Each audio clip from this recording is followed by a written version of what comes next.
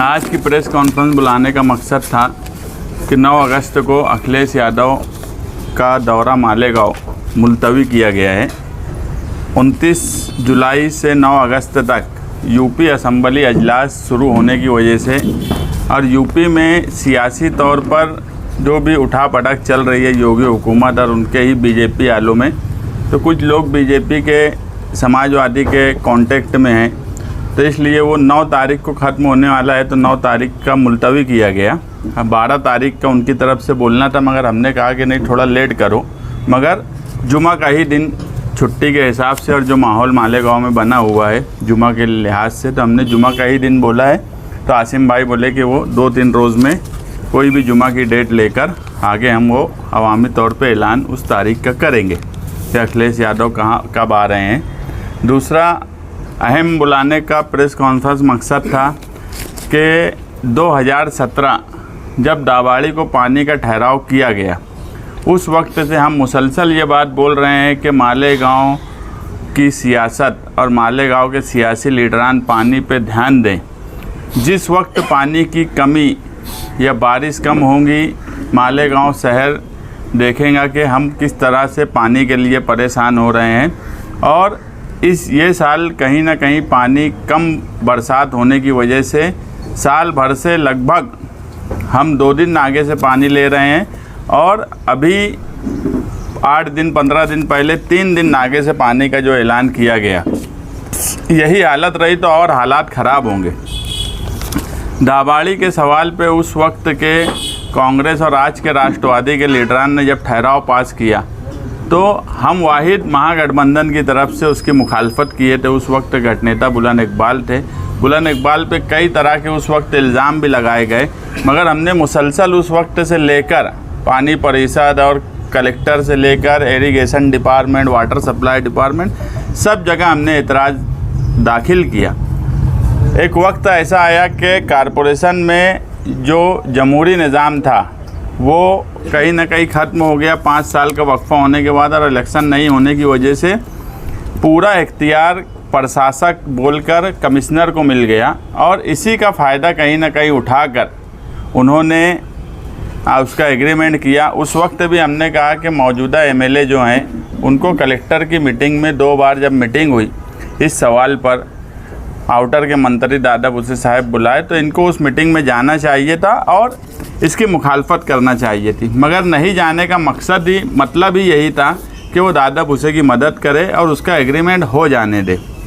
Agreement हो जाने के बाद आज की जो सिचुएशन है कि एग्रीमेंट में लिखा हुआ था कि 50 MCFT पानी चंकापुर से हमको ज़्यादा दिया जाएगा जो हमको मिलता है, मगर जो नई डिमांड आई उसमें कोई 50 MCFT पानी हमको ज़्यादा नहीं दिया गया। जो पानी 2018 में हमको दिया जा रहा था, जितना कोटा चंकापुर से था, आज 23-24 में भी वही पानी है, 22-23 में भी वही पानी है, और 18 में भी वही पानी है। अगर मैं 18 से ही मुआवजा करूं तो आबादी मुसलसल बढ़ने के बाद भी हमारा कोटा नहीं बढ़ा। दाबाड़ी को पानी देने की जो अटी शर्ती थी उसका कहीं ना कहीं उल्लंघन हुआ है। तो अब हम ये बात मानते हैं कि दाबाड़ी का जो एग्रीमेंट है उसको फ़ौरन कमिश्नर ने रद्द करना चाहिए। शहर के तमाम ही सियासी पार्टी के लोगों ने इस पर ऑब्जेक्शन लेना चाहिए।